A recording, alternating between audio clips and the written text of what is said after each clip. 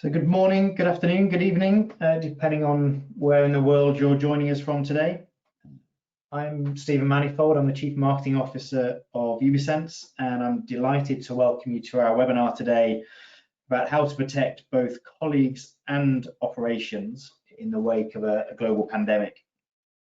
We're hosting today's webinar in conjunction with our partner Coupa, and we both feel strongly actually that once you're able to cut through some of the short-term hype around this topic, there's actually a real opportunity right now for organizations to actually use this moment as somewhat as a tipping point to find new ways of being more efficient, productive, resilient, and yes, safe from infection and illness and so on. So before I introduce today's speakers, I'd like to just go through a few housekeeping items first.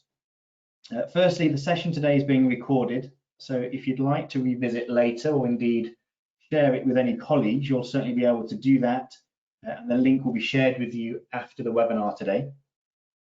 Also, if you'd like to receive a copy of the charts from today's webinar, there'll be an email address that's displayed at the end of the session where you'll be able to write to us and request them, and that'll hopefully save you the effort of writing lots of notes or trying to take blurry screen grabs as we go through the presentation. And finally, we intend to allow plenty of time at the end of the session for questions. If you do think of a burning question as we're going through the content, please feel free to post it into the chat window, and we'll line up these questions and pose them to the presenters at the end.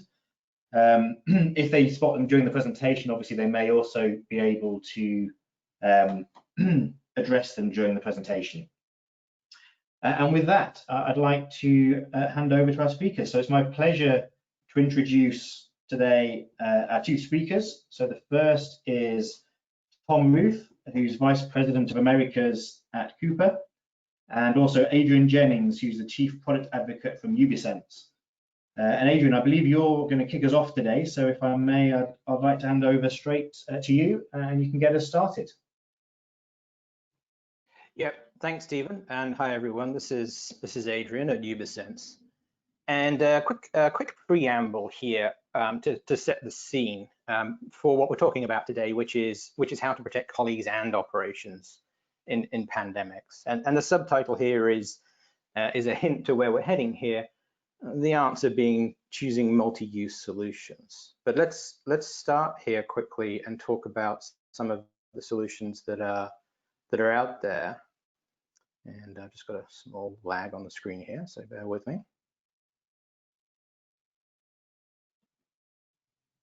And there we go. So we very much appreciate that there's kind of a catch-22 situation currently, which is a really difficult ROI cycle to navigate through. And on the right here, this circle starting at the top. Looking at single function solutions like a contact tracing, a social distancing solution, it has very limited value to the business in the long term. And anything with a limited value really should be very inexpensive. And inexpensive things tend to have limited capability. And things with limited capability really only have a single function. And so we continue around the spiral of a very difficult cost decision on whether to invest in a single-use solution or do something a little bit more long-term. And so we appreciate that very much, but I wanted to start with just a word of caution on single-use solutions. And the very simple social distancing solutions tend to be around body-worn proximity devices. And what we see in the world is that cities and nations are a couple of months out ahead in terms of implementing these kinds of solutions using mobile phones, which leverages GPS a bit and Bluetooth quite a lot to enforce social distancing and do some contact tracing. And they're not doing well. In fact, they're doing very poorly. In nations where this has been prevalent, they're providing little to no value. And there's all kinds of reasons why that's the case. But a primary reason is that any device worn on a person that measures range between two people is rather prone to measurement errors, simply by being in proximity to a person. People block the signals and cause errors. And there are a couple of different kinds of errors that we care about. One is a false positive. So at the top here, this lady is perfectly safe. She's outside the 2-meter zone around this man. But in the bottom picture, the range measurement system has made a mistake, and it thinks he's closer than he really is. And therefore, it wrongly flags this lady as at risk. And this is a false positive. There's nothing wrong. It's saying there's something wrong, and then it's going to cry wolf. And this is the same phenomenon as car alarms. Why do we even have car alarms? Nobody ever really reacts because they go off so often, we just ignore them. The opposite error that an inconsistent measurement system can make, and this is the error that's much more likely for a person-worn range sensor, is that it will overestimate range. And at the top here, the reality is that the lady is at risk inside the man's 2-meter containment zone, but the location system thinks the man is further away and flags her as safe, and she is not. There's a third way. There are many other ways. There's a third important way that a person-to-person system makes mistakes, and that is that it doesn't know anything about the environment.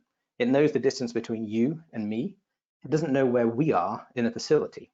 So it doesn't know, for example, that this perfectly safe lady, who is nevertheless less than 2 meters away from the man, is in fact not at risk because there's a barrier, a wall or a separation that's been installed in order to enforce some distancing. So these systems can make errors, and they have no concept of the environment. And the reality is that they just need to be treated with caution. They have very limited functionality. And so there has to be a better choice. And that's what we're here to talk to you about today. So we need to break this catch-22 cycle.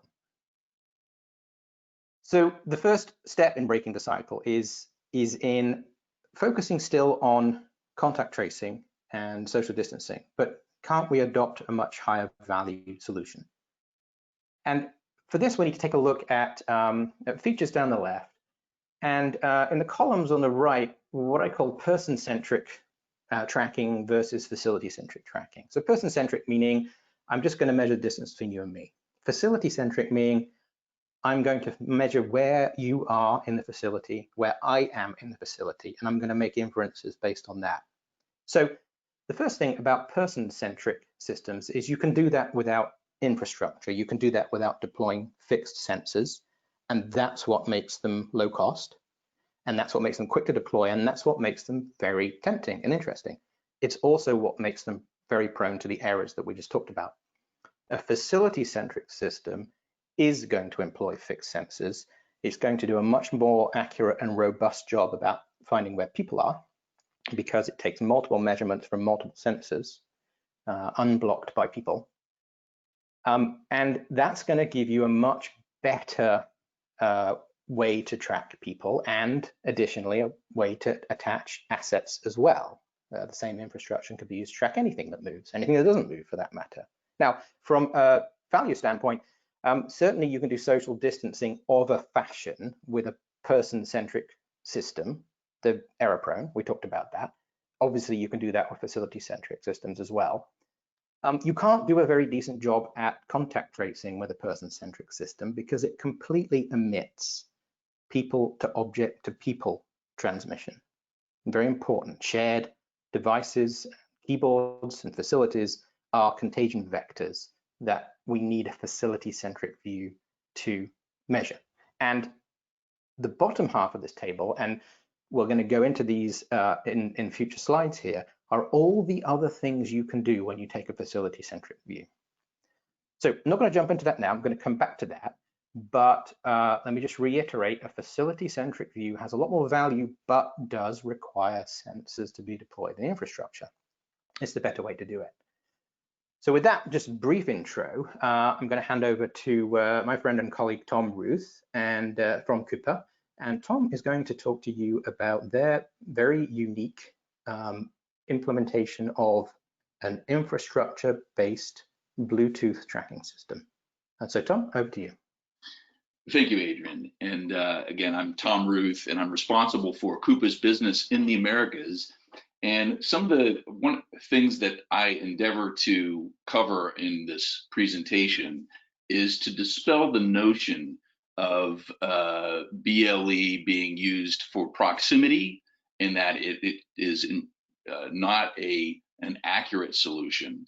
That is one rumor or myth that Coupa turns on its ear.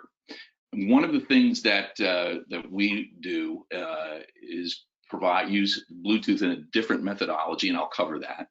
I'd like to introduce the company, and with that,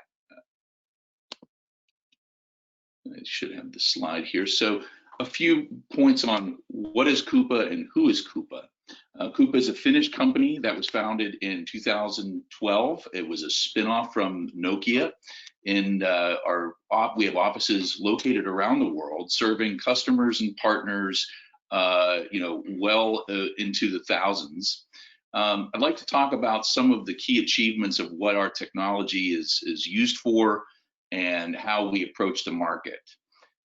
First, we're very proud that Gartner has included us in the Magic Quadrant for indoor location, and we're looked at as a visionary based on our methodology of using angle of arrival, and I'll talk about that in a little bit in more depth. We've launched our second generation of locators called the Q generation in 2019. And you'll see a logo, two logos down there. We're actually very proud that our technology is used in 2 different hockey leagues. And even though that's not necessarily germane to this point, it's sort of a chest thumping bragging point, in that if I can track pucks and players that are skating and being slapped around at high speeds in real time, chances are that I can track your assets and people that are moving at a much slower pace, again, with a high degree of accuracy and precision. And it's for that capability that we began our global partnership with Ubisense last year, and surrounding our angle of arrival methodology. And that is what we have been getting a fair amount of attention from the Bluetooth SIG. The BT SIG has announced a new standard of 5.1 of using a direction finding capability called angle of arrival. And again, I will contrast that against other Bluetooth solutions that have previously been used, where you're measuring signal strength to derive the position. And so it's for that reason that the company that they mentioned was Coupa, and we've been getting a fair amount of attention from different semiconductor manufacturers, including Nordic and Silicon Labs.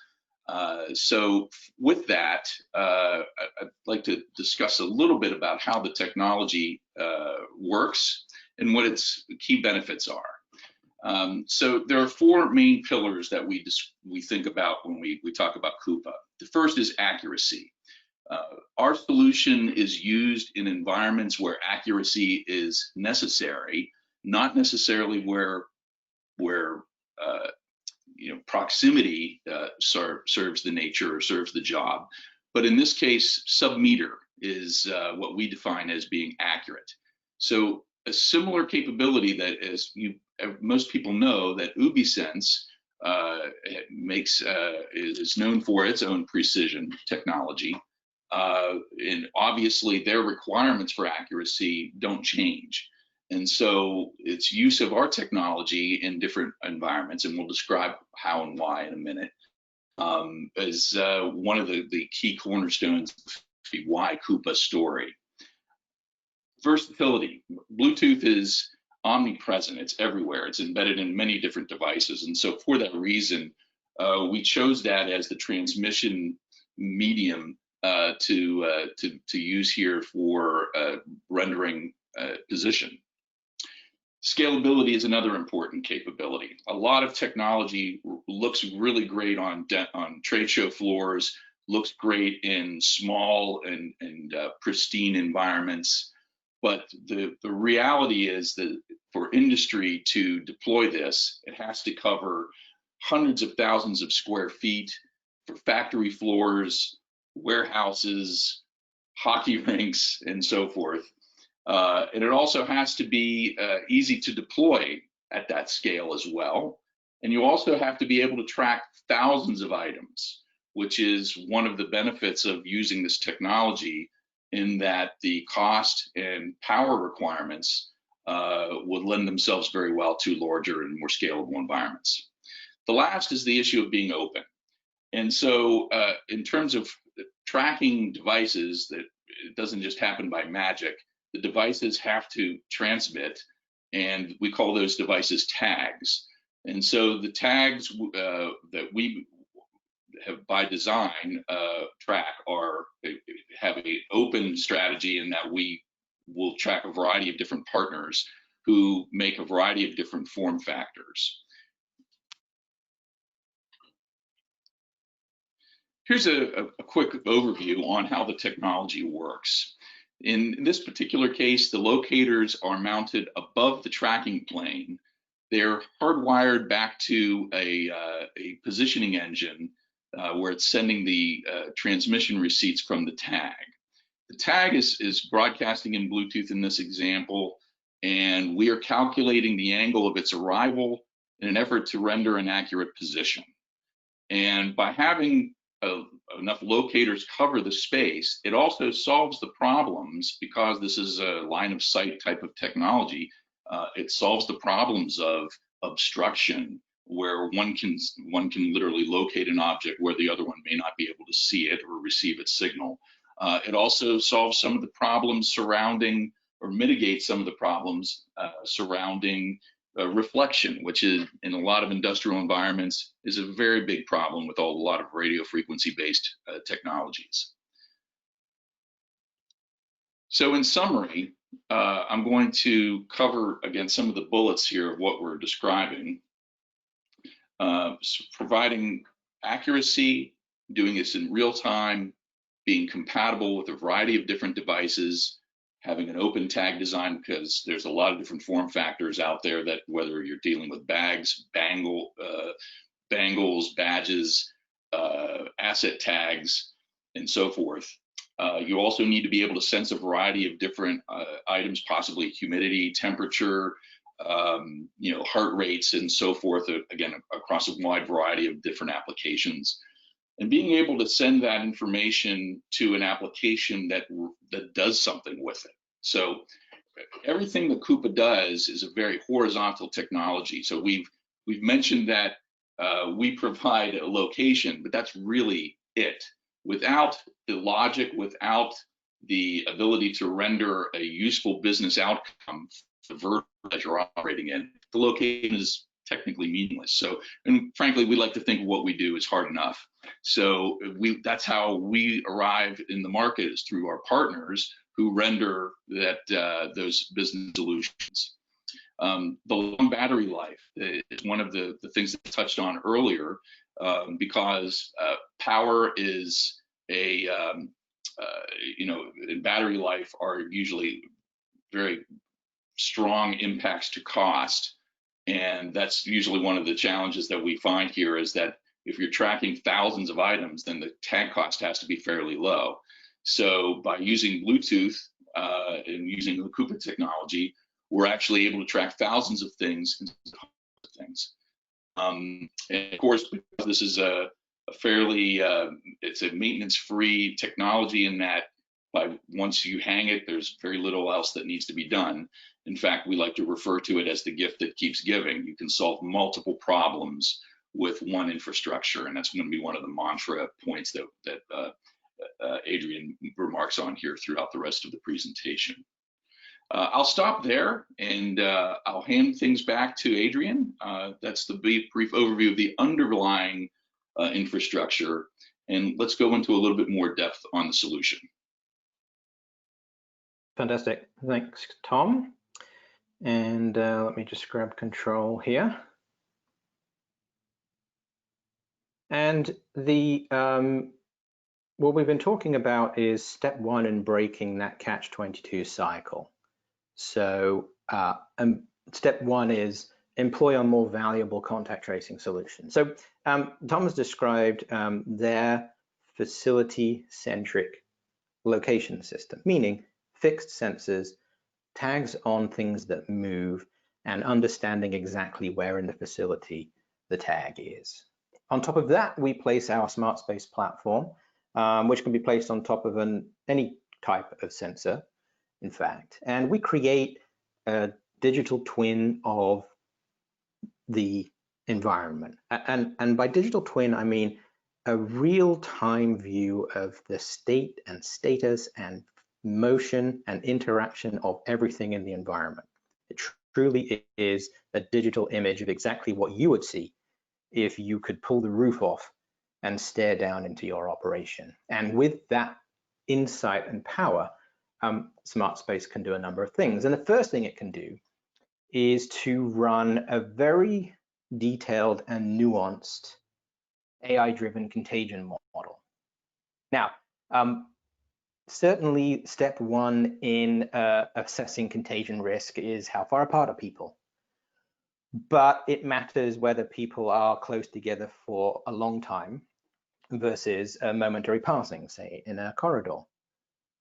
It matters if people are passing each other momentarily, but on a very frequent basis. That increases the risk. It matters whether the environment creates barriers and separations to keep people safe and otherwise.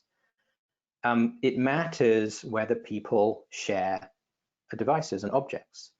If I'm infected and I pick up a tool, you may become infected by using that tool after me.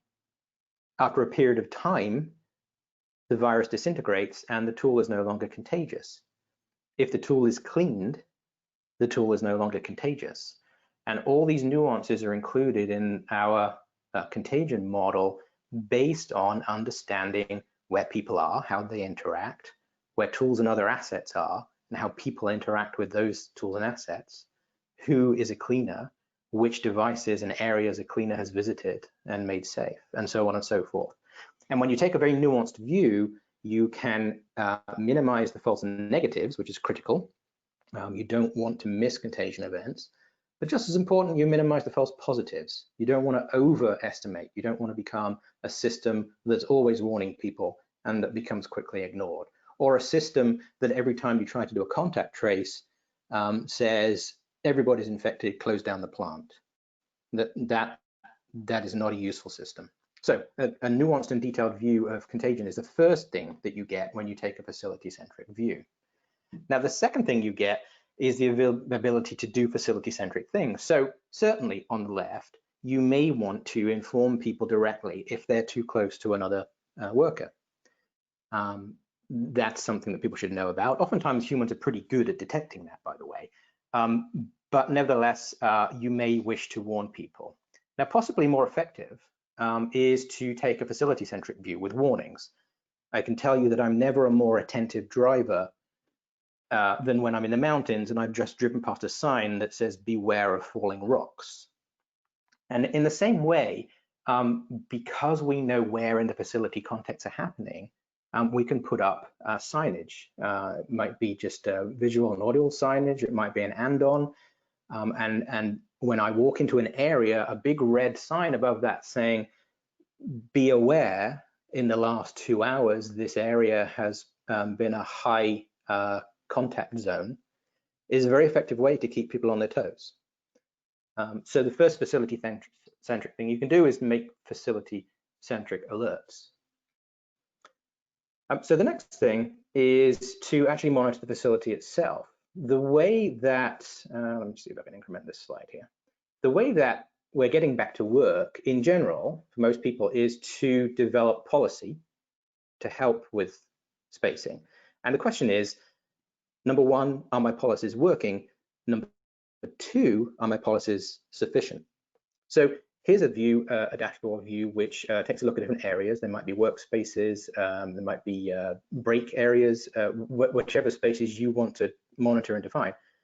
And to give you a dashboard view about how they're performing, to try to draw your attention to places where contacts are nevertheless happening, point you to places where there may be extra training required or maybe a change in process, and including changes over time as well, which is important to see.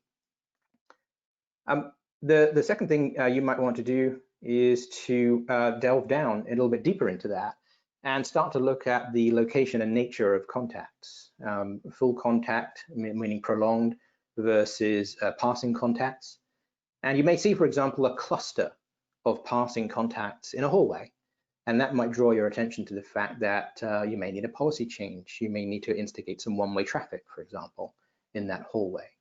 So what you're doing here is monitoring whether your facility and your processes are driving contacts, even with people paying attention and trying to maintain that separation. That's another value of a facility-centric view. Another thing that you might care about is predictive hygiene scheduling. So you may base cleaning on a frequency basis, on a time basis, but in actual fact, a better way to do it is on a usage basis. And by monitoring how many people enter a particular area, how long they spend there, you can start to build a measure of potential contamination. You can also monitor devices, and in terms of how many times a device has been handled, and particularly by different people, a device might accumulate a contamination metric. And those things go into highlighting areas where you can proactively send the cleaning team to create a much more intelligent way of keeping the facility clean. So that's another important way of making sure you adhere to your hygiene policies. And there are many more examples, but what I've shown you are specific examples in Ubisense's contact tracing solution that allow you to help people keep distant from each other, but probably more importantly, help you evaluate your processes and your facility for changes that you might need to make. Now, we take the contact tracing piece very seriously as well. And what happens here is if an individual becomes infected, then you can enter a test date and a start of symptoms date, and then go back and replay their interactions during their contagious period to flag up the list of people who might be at risk, and to prioritize those as well, to actually gauge the level of risk. What is the likelihood that they have become infected? And that is based on the contagion model. So this allows you very quickly to determine which individuals might be at risk after an infection event. Now, we take privacy very seriously indeed. And in the SmartSpace contact tracing application, there are a couple of privacy settings. I'll start on the right, the most private, which is completely anonymized. There is almost no reason for SmartSpace to know the identity of the people, only the serial number of the tag.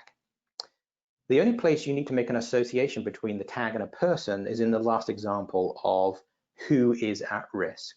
And in our fully anonymous mode, we simply report a list of tag IDs that are at risk, and the user within their private systems match up people to tag IDs. So SmartSpace in that case contains absolutely zero personal information whatsoever, fully private and anonymous.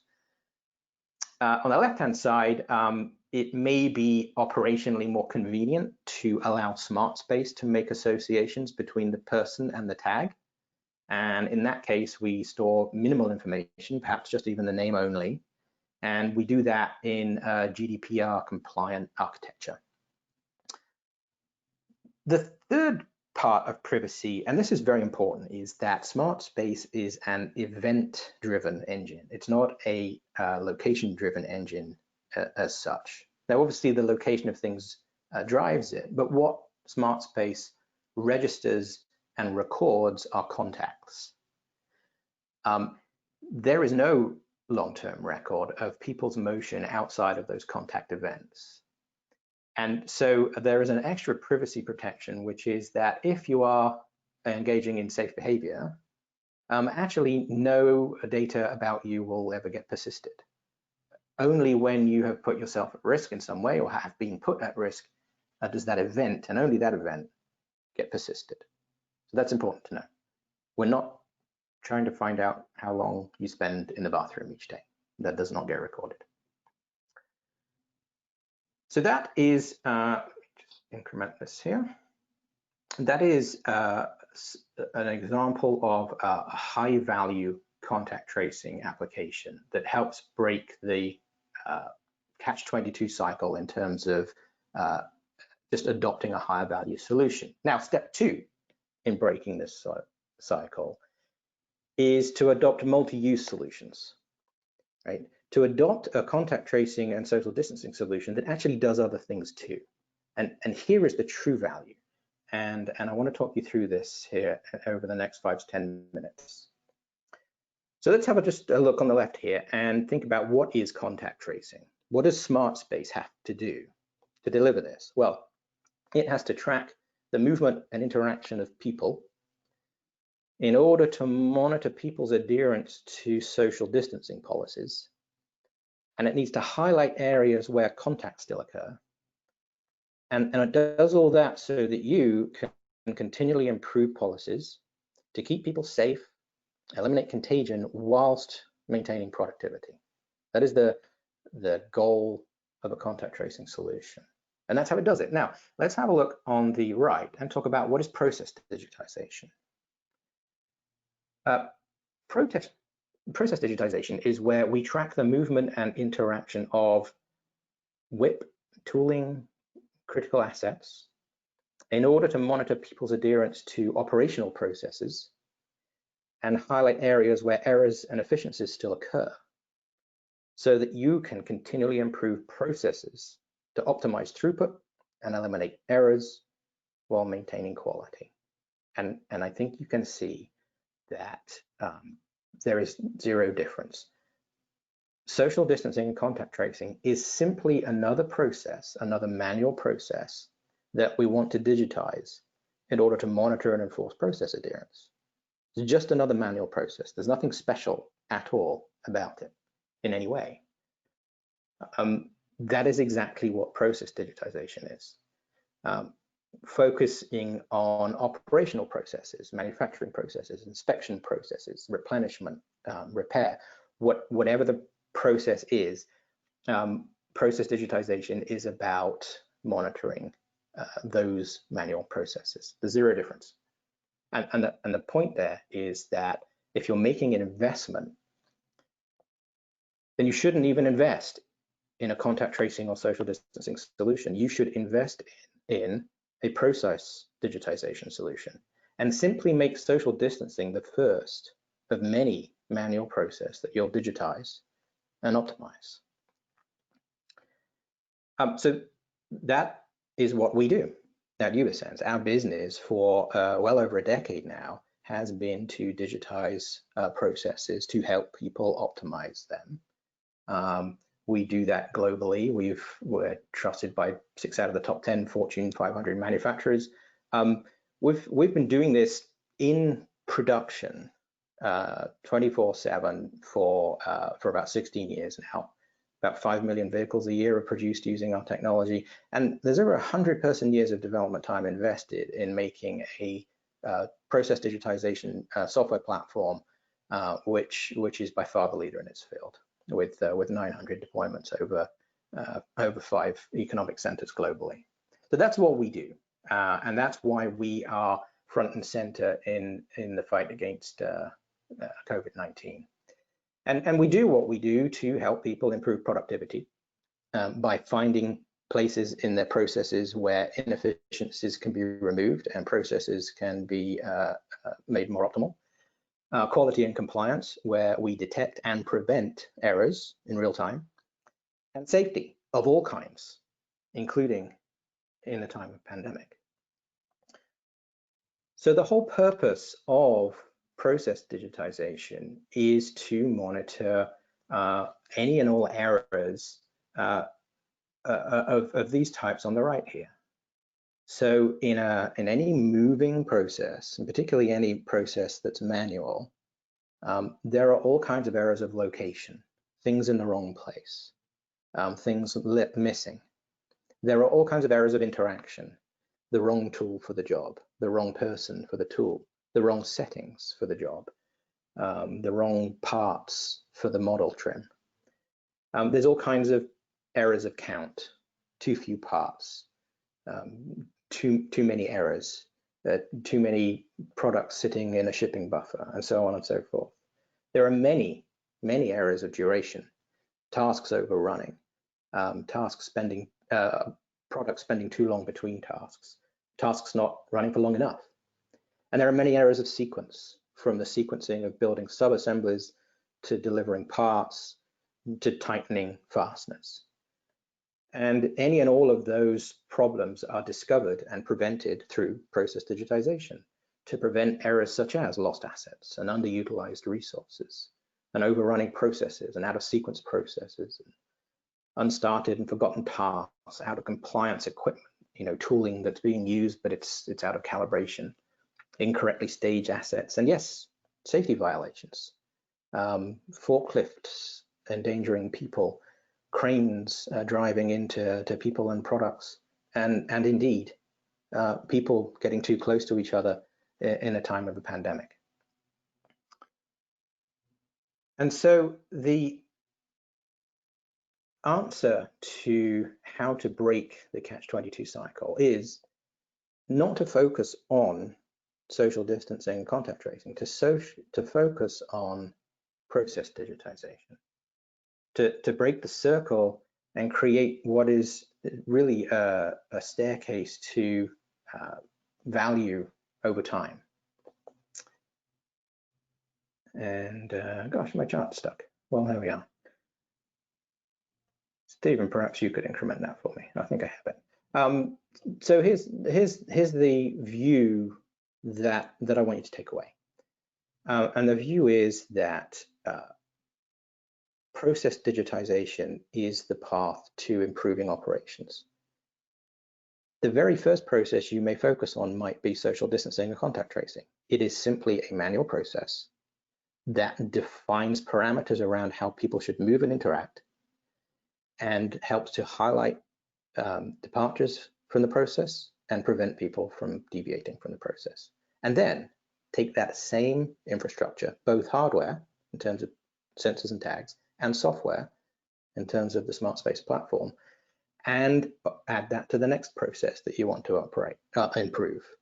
It might be a production process. It might be a simple thing like a fastening process. It might be a sub-assembly build-up. It might be a logistics delivery problem. It might be a repair and inspection task. Whatever that might be, you can add over time more and more process into this visibility and control solution that you originally deployed to help keep people safe. And that firmly breaks the cycle, because no longer is the ROI discussion around how do I procure a system which is potentially only of limited duration in its use to keep people distant from each other in the plant. And it changes that conversation into what is the right platform for me to invest in to have a long-term growth path into full process, digital process visibility and control over time. And that is a different conversation. And so that brings us to the end. That's what I wanted you to take away. I think I went a slide too far there. I apologize. And I think we have time for questions. So Stephen, I'll hand it back to you at this point. Thanks, Adrian. Yes, we've actually got a bunch of questions. So I'm going to try and fire through some of these in the time we've got left, and hope you can answer. Just a couple of questions I can probably answer off the bat, though. So yes, we will be able to send a recording of the webinar afterwards. You'll get an automated email, so you'll be able to tune in and re-listen or share the webinar with colleagues after the webinar's happened. So that should be automated. Yes, we are definitely able to share the slides with you. So you'll see on the screen here, there's an email address that you can send a quick email to and request. So if you're interested, please just drop us an email, and we're more than happy to share the slides with you afterwards. So those are the easy ones, Adrian, that I can answer. The other questions, let me pose those to you and Tom. So we've got a question here about so Ubisense making sensors as well, and just asking about the partnership with Cooper and the difference with the sensors. So perhaps Adrian and Tom, you can address that question. Yeah, Tom, if you don't mind, let me jump in and then hand it over to you for your your comment. So yeah, so we make sensors too. Why would we partner with Cooper, you ask? Well, what our business is about is about process digitization and optimization, and our primary product to enable that is our smart space software platform, and we've talked about that quite a bit today. Yes, we do also make our own sensors. They're ultra-wideband sensors, and smart space can actually take information from any kind of sensor, and routinely actually takes information from multiple kinds of sensors. So it might be ultra-wideband, it might be Bluetooth, it might be passive RFID or barcode or GPS or whatever it needs to be, and whatever it needs to be for the job at hand.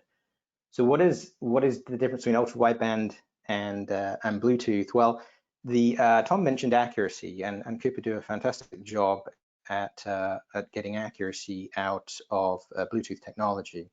The other parameter that you care about with a location system is the confidence with which it provides that accuracy, the frequency. If I gave you 100 darts, if I asked you the question, could you hit a bullseye?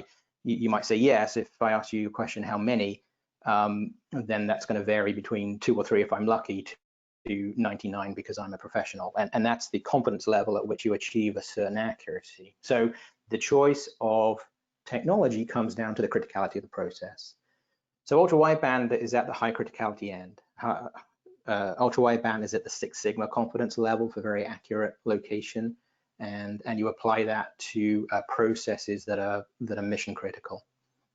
If the plant closes because the location system gives the wrong answer, you better have a high confidence technology. So that's where ultra-wideband sits. Bluetooth sits on the continuum to the right of that.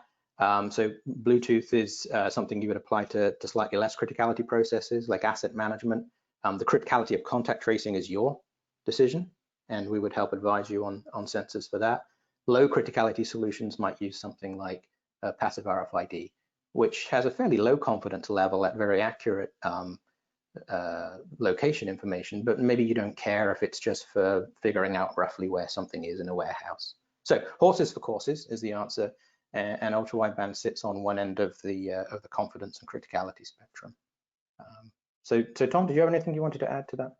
Yeah, I sort of touched on this in our presentation, and again, just to separate what Coupa does against other Bluetooth solutions that are out there, in that, you know, a lot of the UBiSense work in progress, a lot of the different solutions that you guys use, you require a high degree of accuracy, whether it is from ultra wideband or whether it's from any other type of technology, and so that being the requirement is the one that we fulfill. And again, we're doing that via angle of arrival, not measuring signal strengths or, you know, guessing, an averaging between a variety of sensing points. So, you know, our technology provides precision, or more precision, perhaps a tad less than ultra wideband, but is pretty darned accurate whenever you're looking at sub-meter. Yeah, and things like signal strength measuring and point-to-point range measuring from a wrist device, we peg that at the pretty low criticality end of the spectrum in terms of technologies that we plug into smart space. Yeah, so I hope that answers that question.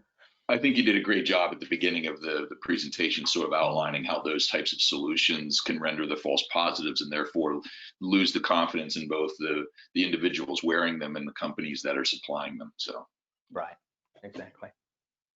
Yeah, Stephen, I hope it answers the question. If it doesn't, then I can follow up in more detail after the event. Yeah, sure. Thank you both. So I have a question here around the laws or the requirements of laws around social distancing and workplace safety. So the question is, are the systems able to change and adapt as laws or requirements change around social distancing?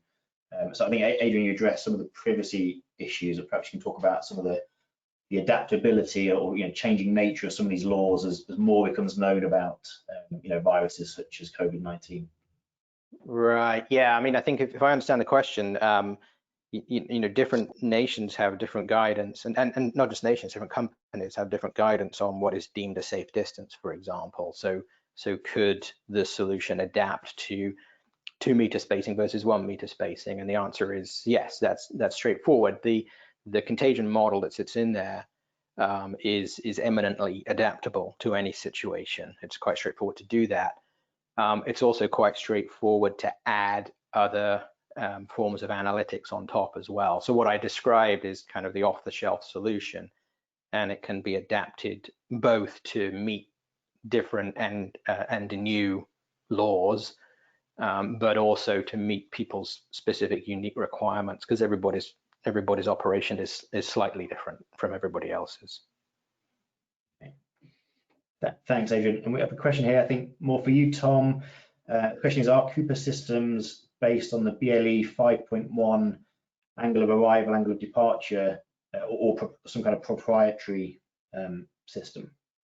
So that's a very good question, and it probably is going to be a longer conversation than what we have here. The short answer is the angle of arrival methodology is what Coupa uses to give its position, and that is rendered on a profile on a chip. So any Bluetooth 5.1 chip as it stands today still needs to have the profile that provides the IQ data for the direction finding packet to be received. So there is some work that happens at the firmware level, but as the standard further evolves, then yes, that will be the expectation. But as it stands right now, there needs to be a Coupa profile for Coupa to detect it. Great, thanks, Tom. Okay, we have another question here from Daniel that I've already answered on the chat, but others may have been thinking the same. So the question is, I think to you, Adrian, does the software demonstrated here today exist commercially already? I think you probably answered that, but just yes. Yeah, no, it's not slideware. I'm showing you the product there. That's what the HMIs look like. The user interfaces look like. So yes, it exists. It's ready to deploy. It's being deployed, in fact. Yes, it's in several different manufacturing environments with household names. Let's just leave it at that. Yeah. Well, and so another way to answer that actually is the contact tracing variation of SmartSpace available as a product? Yes, absolutely. That's simply a configuration on top of the SmartSpace process digitization platform, which, as Tom says, is deployed globally, running plants, and has been doing for over a decade. So the underlying platform is more than available. It's battle hardened and very well proven, and the contact tracing configuration of that is new, obviously, but also available and in use. Yeah, there's a variety of different tags out there, and different requirements that some people want to be notified so that they can self-correct. Other people, want, and how that happens, those are preferences that are not necessarily guided in law, but rather, preferences that are outlined by the different companies that are deploying these types of solutions. So again, on the open side of the equation, again, this is sort of another, the why Coupa checkbox is that it allows you to select from a variety of different tag manufacturers, including the phones as an example, where being able to track phones as Bluetooth enabled devices that are providing the angle of arrival information for us to render a position. It's another method that, again, may be a preference. So that's, again, it's just showing the flexibility of the solution and, being able to address multiple requirements. Right. Super, thanks, Tom. So just a reminder, if you've got a question to post into the chat window so we can see it. We've got a couple more here. I'm going to group a couple together, actually. So one question is the deployment more of a software firmware upgrade if you're already an installed customer or already have infrastructure installed? So that's kind of one part. And then a kind of related question to that is whether or not this is cloud-based as a solution. Okay. Yeah, good question. So if you happen to already have a location system deployed, then it is very straightforward to drop SmartSpace on top. It has connectors into obviously Coupa, as we talked about. It has standard connectors into other RTLS systems. It has standard connections into passive RFID systems and barcodes as well. So it's a straightforward task to drop smart space in. To drop where? Well, either the cloud or on premise, according to your preference. Our advice is to take a cloud-based approach to this, because we add to the capability all the time. This is clearly an evolving solution. It's clearly an evolving set of requirements as we all learn what it means to get back to work in this new world. And so the easiest way to keep up with those evolving changes is a cloud-based deployment. If for other reasons you have either a preference or a policy to host it on site, that's very straightforward to do as well. So yes, for people who already have smart space deployed, it is a very simple addition to the configuration to add in essentially the analytics and the user interfaces that are associated with contact tracing. And when I talk about smart space being configured for this purpose, that's what I mean. It's those analytics and user interfaces that are different from doing something like monitoring assets or controlling tooling, for example. Great, thanks, Adrian. So just, I think that brings us to the end of the questions. I'm just going to remind people, if they want to ask a question, now's the time to do it.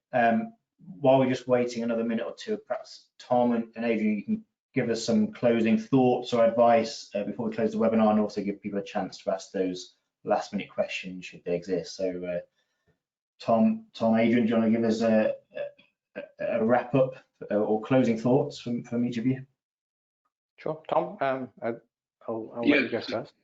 First of all, I'd like to thank you, Stephen and Adrian, for inviting us to participate with you. You guys are great partners, and obviously we're very excited to continue to expand our relationship with UbiSense.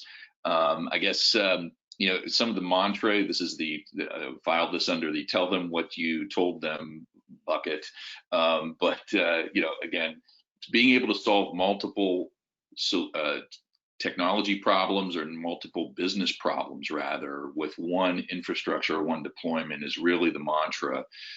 Don't just set out to solve the contact tracing, but you can continue to solve a variety of different business problems and business solutions, whether you're dealing with asset tracking, work in progress, you know, as well as contact tracing in and of itself. And that also has different business implications, not just related to COVID-19, but also, you know, being able to engineer business solutions around where people are is also a logistical challenge in many cases that helps improve the efficiency. So again, you know, being able to be flexible with a variety of different, you know, tags that you are trying to track is, again, all part of the solution set here, and we're very happy to work with UbiSense and its very bespoke software solution. So thanks, guys. Thanks, Tom. Yeah, and I think I would say I think I'm probably right in saying that this is the first time in human history that we have looked to technology to help us cope with a global pandemic. And I would say that this should not be the first time we look to technology to cope with a global pandemic, that we shouldn't look to technology to solve that problem at all. We should be looking to technology to help us see and monitor and improve and error-proof our processes. And we should consider social distancing and contact tracing as one of those processes. If we take the view of investing in technology to help us with our back to work policies, we get stuck in that horrible investment cycle of, look, it just needs to be cheap. If we take the view that this is a good time to really think about digitizing operations and taking that step, as Stephen said at the beginning of this is for many an important inflection point, a tipping point that pushes them into action in terms of engaging in their digital factory of the future path. That is my advice, our advice, I think Tom is fully on board with that, on how to approach this. And my parting thought is, let's not forget, even in a perfect back to work world with people 100% adhering to social distancing policies and zero risk of infections because the policies are working, many people are still operating at reduced staffing levels in order to make those policies work. And the question of operational efficiency and in terms of the integrity of compliance with process and minimizing errors is never more important than at times when we're trying to run facilities at less than the required staffing level.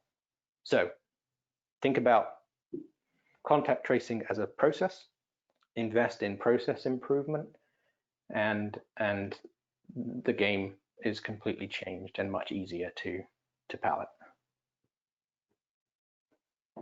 Great.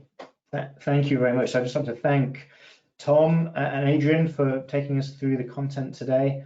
I'd like to close by thanking all the people that have joined us for your attention and engagement and questions. And just want to close by saying thank you very much, stay safe, and we'll talk to you again next time. Take care. Bye for now.